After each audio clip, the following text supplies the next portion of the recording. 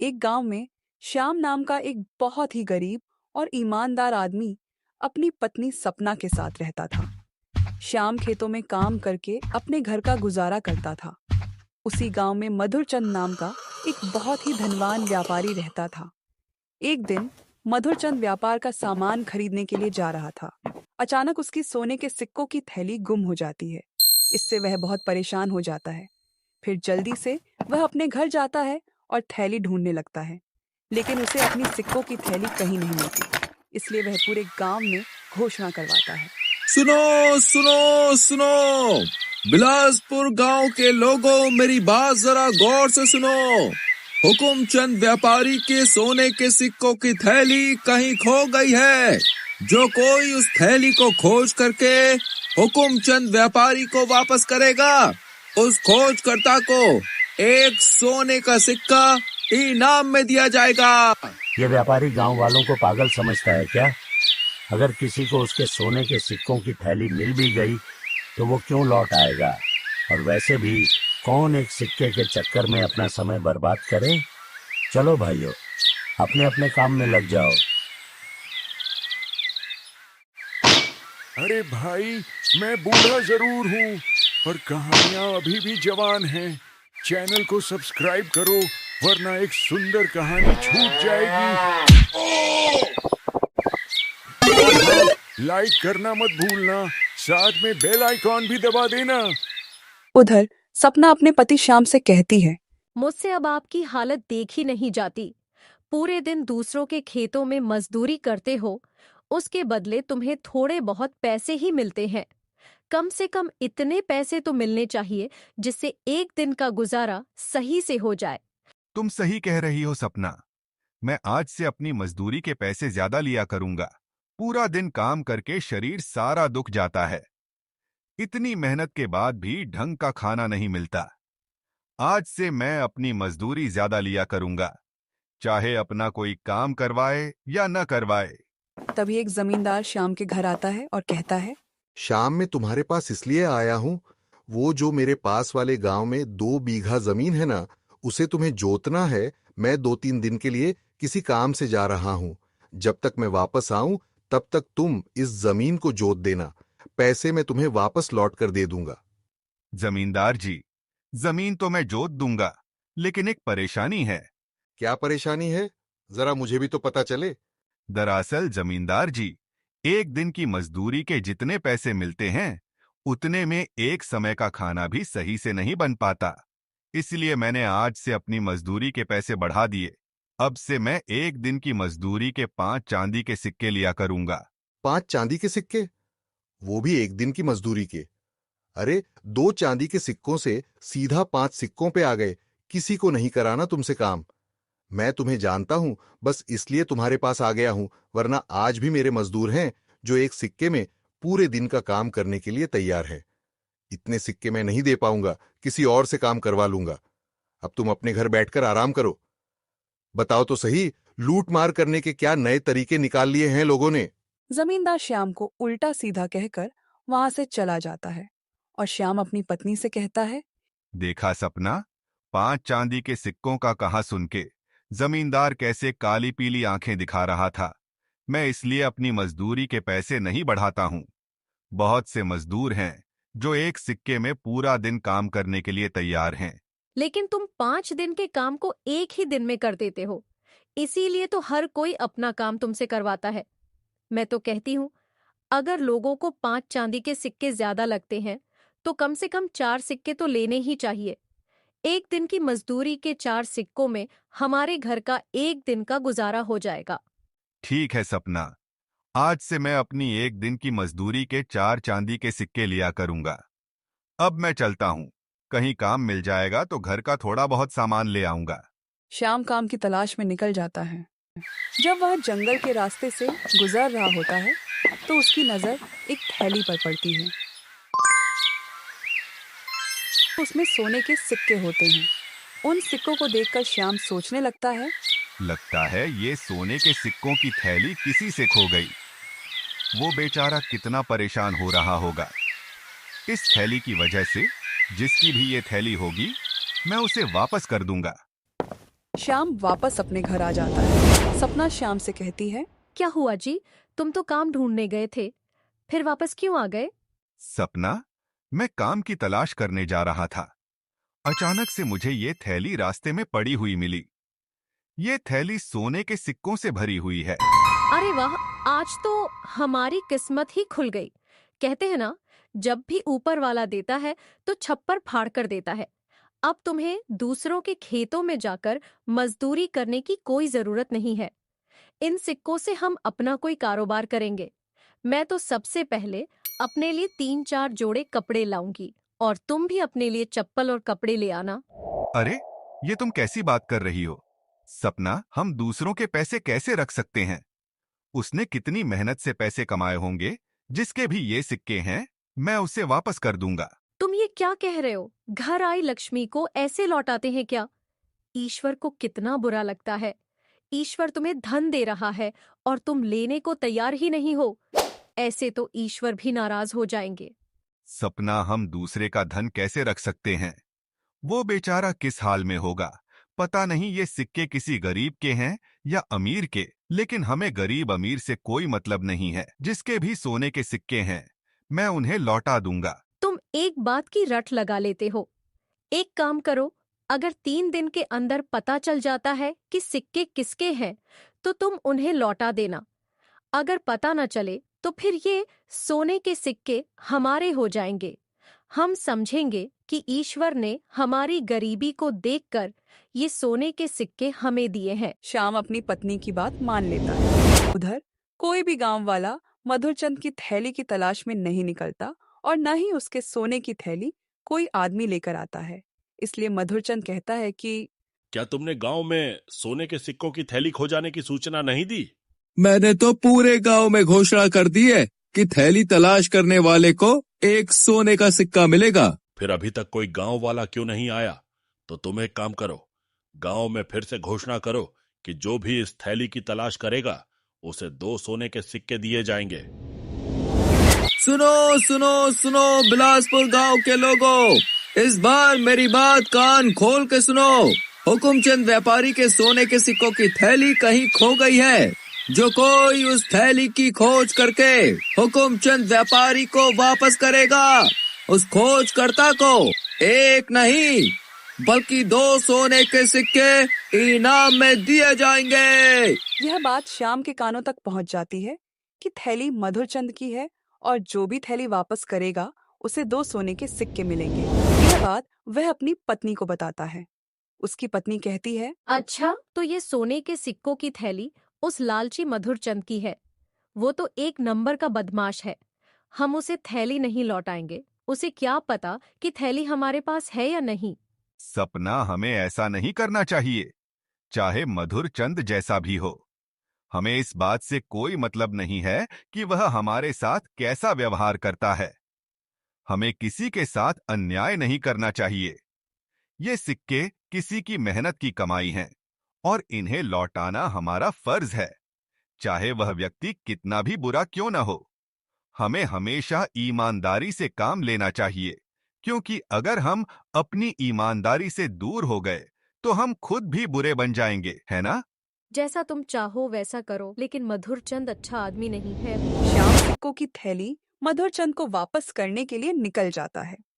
सेठ जी, मेरा नाम श्याम है। आपके सोने के सिक्कों की थैली मुझे रास्ते में मिली थी। मैं उसे लौटाने आया हूं क्योंकि यह आपका हक है। तुम तो बहुत ही ईमानदार आदमी लगते हो, लेकिन आज के जमाने में ईमानदारी रही नहीं। मैं तो मान चुका था कि मेरा धन मुझे कभी वापस नहीं मिलेगा। लेकिन मधुरचंद की खुशी जल्द ही दुख में बदल गई जब उसे इनाम देने का अपना वादा याद आया। उसने चुपके से थैली से 2 सोने के सिक्के निकालकर अपनी जेब में रख लिए। अच्छा, तो जैसा कि मैंने कहा था कि थैली ढूंढने वाले को 2 सोने के सिक्के दिए जाएंगे, इसीलिए अब मैं तुम्हें इन सिक्कों में से 2 सिक्के इनाम में दूंगा। मधुरचंद थैली से सिक्के निकालकर श्याम के सामने गिनने लगता है तो 2 सोने के सिक्के कम बैठते हैं। वह श्याम से कहता है, इस थैली में 30 सोने के सिक्के थे, पर 2 सोने के सिक्के कैसे कम हो गए? इसका मतलब यह है कि तुम पहले से ही 2 सोने के सिक्के निकाल चुके हो अपने इनाम के। अरे, मुझसे ही ले लेते, इतनी जल्दी क्या थी? लेकिन कोई बात नहीं, तुमने एक तरह से सही किया जो अपना इनाम पहले ही निकाल लिया। ये तुम क्या कह रहे हो सेठ जी? मैंने इस थैली में से एक भी सिक्का नहीं निकाला और ना ही मैंने आपके सोने के सिक्के गिने। आप मुझसे किसी भी चीज की कसम ले सकते हैं। तुम्हारा मतलब है कि मैं झूठ बोल रहा हूँ? मैं तुम्हें झूठा दिखाई देता हूँ क्या? तो फिर ठीक है, इस बात का फैसला महाराज के पास होगा। सपना बिल्कुल सही कह रही थी। मधुरचंद तो सच में बहुत बड़ा बदमाश है। ये तो उल्टा मुझ पर ही चोरी का इल्जाम लगा रहा है। उसे बहुत दुख हुआ। इनाम के नुकसान से ज्यादा उसके स्वाभिमान को झटका लगा, क्योंकि श्याम एक बहुत ही ईमानदार आदमी था।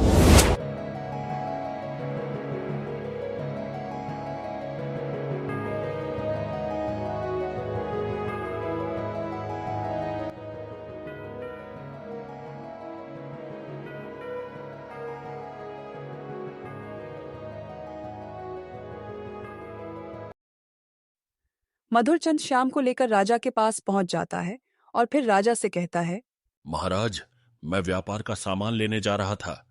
पता नहीं कैसे मेरी जेब से 30 सोने के सिक्कों से भरी थैली गिर गई। मैंने थैली वापस करने वाले को 2 सोने के सिक्के इनाम में देने का वादा किया था। मेरी वो 30 सोने के सिक्कों की थैली शाम को मिल गई। ये मुझे लौटाने आया तो उसमें 2 सिक्के कम थे। इसका मतलब इसने पहले से ही अपने इनाम के 2 सिक्के थैली से निकाल लिए और ये कह रहा है कि मैंने सिक्के नहीं निकाले। तो फिर इस थैली से 2 सिक्के कहाँ गए? महाराज, मैंने थैली से एक भी सिक्का नहीं निकाला।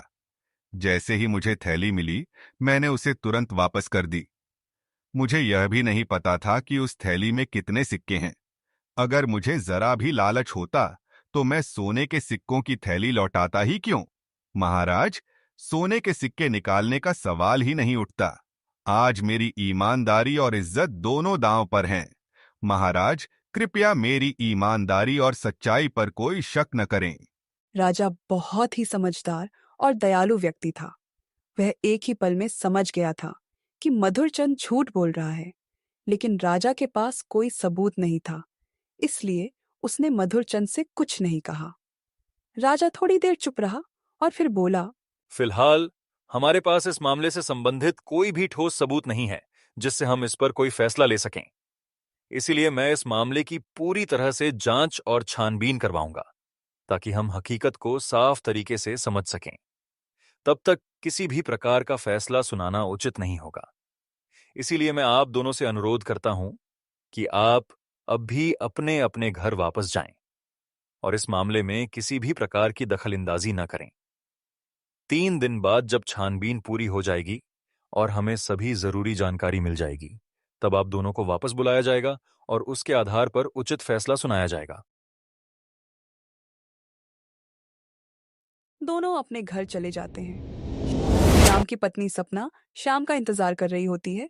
जब श्याम घर आ जाता है तो सपना उससे कहती है कि क्या हुआ जी, तुम इतने उदास क्यों हो? सपना, तुम बिल्कुल सही कह रही थी। वो मधुरचंद एक नंबर का बदमाश है। उसने मुझे इनाम देने के बजाय मुझ पर थैली से 2 सोने के सिक्के निकालने का इल्जाम लगा दिया और राजा के पास ले गया। आज मुझे बहुत दुख हुआ। क्या हमें अपनी ईमानदारी का खामियाजा इसी तरह भुगतना पड़ेगा? मैंने तो आपसे पहले ही कहा था उस मर्दूत के सोने के सिक्के मत लौटाओ, लेकिन तुम रहे अपनी ईमानदारी के चक्कर में। देख लिया, हाँ, ईमानदारी का नतीजा।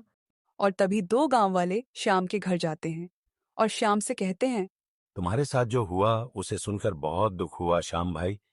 तुमने बहुत बड़ी गलती कर दी। तुम्हें उसके सिक्के लौटाने ही नहीं चाहिए थे। ये सही कह रहा है श्याम भाई। मैंने उस मधुरचंद के यहाँ 10 दिन काम किया था और जब पैसे देने का समय आया तो उसने मुझसे कहा कि तुमने काम ही क्या किया है जिसके मैं तुम्हें पैसे दूं। उसने मुझे एक भी पैसा नहीं दिया। भाई, वो बात याद करके मुझे बहुत गुस्सा आता है। मन करता है कि उस जालिम का सर फोड़ दूं जाकर, लेकिन मैं मजबूर हूं। आज के जमाने में गरीब की कौन सुनता है? जिसके पास पैसा है उसी की सब सुनते हैं। अब मैं क्या करूं? मुझे तो कुछ भी समझ में नहीं आ रहा है। महाराज को कैसे बताऊं कि मधुरचंद झूठ बोल रहा है और मैंने कोई सिक्के नहीं निकाले? तुम परेशान न हो श्याम। महाराज बहुत ही दयालु हैं। वो किसी भी बेकसूर को सजा नहीं देते हैं।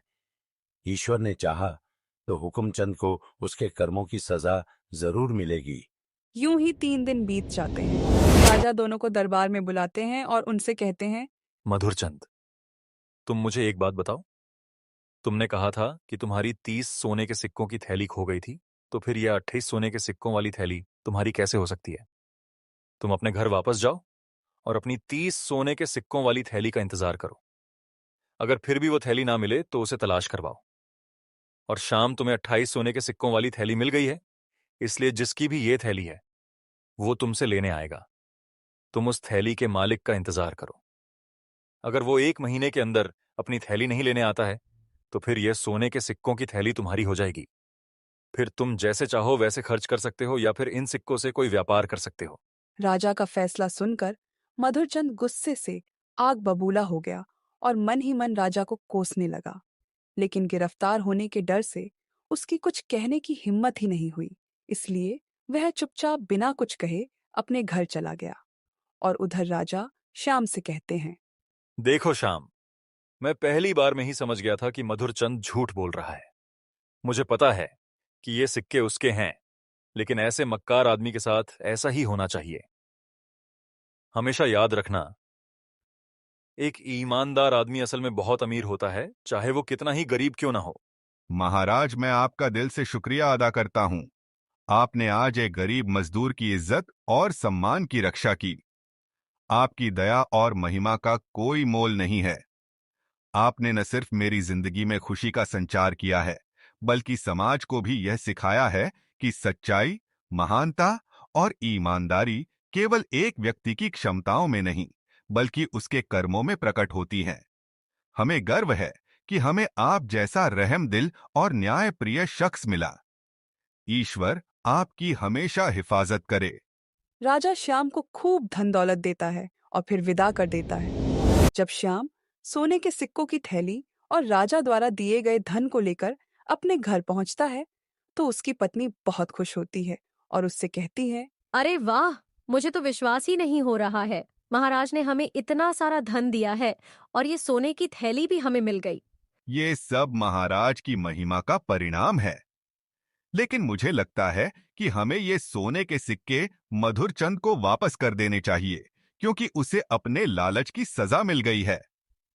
लेकिन ये सिक्के हमें महाराज की रजामंदी से मिले हैं, इसलिए इन पर हमारे अलावा अब किसी और का अधिकार नहीं है। तुम सही कह रही हो सपना, मगर किसी के साथ अन्याय हो, ये भी तो सही नहीं है। मैं मधुरचंद के सोने के सिक्कों की थैली वापस करने जा रहा हूँ। श्याम सोने के सिक्कों की थैली लौटाने मधुरचंद के घर जाता है। जैसे ही मधुरचंद श्याम को देखता है, वह गुस्से में श्याम से कहता है, सोने के सिक्के तो तुमने ले लिए, अब और क्या लेने आए हो? मेरी जमीन जायदाद लेना चाहते हो क्या तुम? सेठ जी, मैं यहाँ कुछ लेने नहीं, बल्कि आपको सोने के सिक्कों की थैली लौटाने आया हूँ। मैं नहीं चाहता कि मेरी वजह से किसी के साथ अन्याय हो। श्याम की बात सुनकर मधुरचंद को अपनी गलती का एहसास होता है। वह श्याम से कहता है, श्याम, तुमने आज मेरी आंखें खोल दी। तुम तो बहुत ही ईमानदार हो। मैंने तुम्हारे जैसे सज्जन आदमी को 2 सिक्के बचाने के चक्कर में अपमानित करने की सोची। आज मैं जान चुका हूं कि इंसान की सच्ची खुशी पैसे और धन में नहीं, बल्कि ईमानदारी और मेहनत में होती है। तुम्हारी ईमानदारी ने आज तुम्हें जिताया है। श्याम, हो सके तो मुझे माफ कर देना। वैसे मैं माफी मांगने के भी लायक नहीं हूं। अरे ऐसा मत कहिए सेठ जी, आपको अपनी गलती का एहसास हो गया, वही आपके लिए सबसे बड़ी माफी है। उसके बाद मधुरचंद कसम खा लेता है कि वह कभी किसी के साथ धोखाधड़ी, बेईमानी नहीं करेगा। वह एक ईमानदार इंसान बन जाता है और श्याम को अपने यहाँ काम पर रख लेता है, जिससे श्याम भी खुशी से अपना जीवन बिताने लगता है।